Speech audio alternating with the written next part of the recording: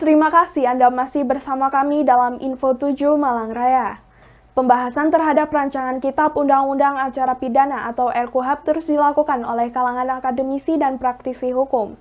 Kali ini salah satu kantor advokat di Kota Malang menggelar diskusi dengan membahas RKUHP dengan menghadirkan sejumlah akademisi dan praktisi hukum.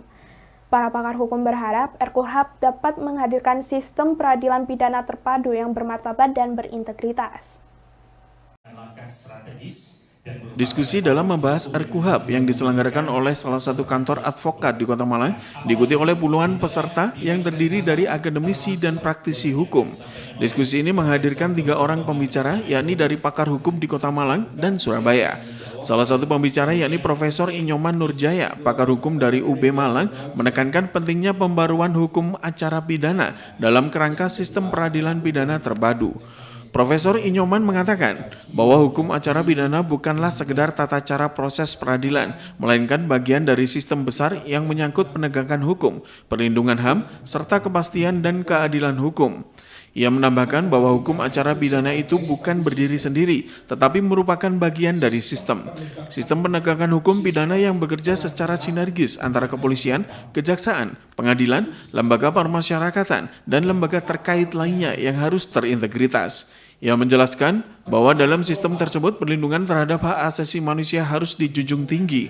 Hak asasi manusia dari semua pihak baik tersangka, terdakwa, terpidana, korban, saksi maupun advokat wajib dilindungi dan negara harus hadir menjamin proses hukum berjalan adil dan bermartabat.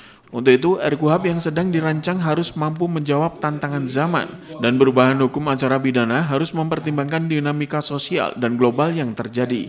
RKUHP diharapkan tidak stagnan, akan tetapi harus sesuai dengan perkembangan masyarakat, ilmu pengetahuan, teknologi, sistem ketatanegaraan, hingga konvensi internasional yang sudah diratifikasi, serta putusan Mahkamah Konstitusi.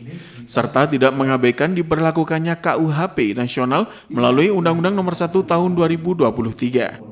Kalau kita cermati dari kronologinya ya, 2012, 2023, progresnya jelas gitu. Artinya progres itu mengakomodasi masukan-masukan, pendapat atau aspirasi dari kalangan masyarakat, termasuk akademisi, penegak hukum sendiri, mungkin dari praktisi hukum, ya, dan masyarakat. Itu progresnya jelas sekali. Dan itu dilihat dari apa? Perspektif pro-HAM, perlindungan hak asasi manusia. Dalam hal ini adalah perlindungan hak asasi dari tersangka, terdakwa, terpidana, saksi, korban, termasuk peran advokat di dalamnya. Ya, jelas sekali itu progresnya. Artinya akomodasi, dan saya lihat kemudian saya berani mengatakan bahwa akomodatif, ya, responsif, dan juga agak progresif dalam hubungan dengan pengaturan mengenai penegasan kewenangan-kewenangan dari lembaga penegak hukum pada tahapan-tahapan dalam proses peradilan pidana itu.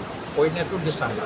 Intinya adalah pro-HAM, karena ini negara hukum dan demokratis, keberpihakan pada hak asasi manusia, kemudian penegasan pada kewenangan-kewenangan dari lembaga penegak hukum yang ada dalam proses peradilan pidana itu, dan kemudian bagaimana kemudian KUHP ini ya selaras dengan KUHP-nya dan juga undang-undang khusus yang berkaitan dengan yang mengatur lembaga penegak hukum yang berada dalam proses itu poinnya.